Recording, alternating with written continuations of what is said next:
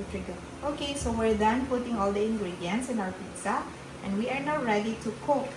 So this is the first one. Okay. Black. My God, mainit na pala to. Magkuanan. Pasundot na lang to.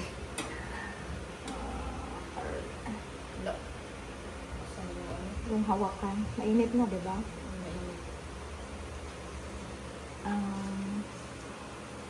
First, the tong.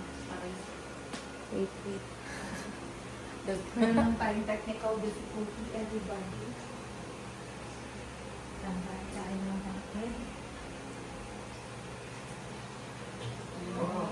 Paon sa loob di ay. Ito. They're all sick.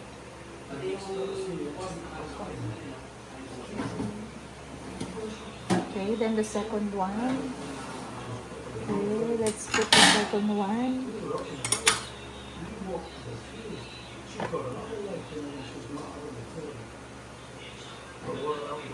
Sira lang yung dough talaga natin. Pero, ilang minutes ba ito dapat iluluto?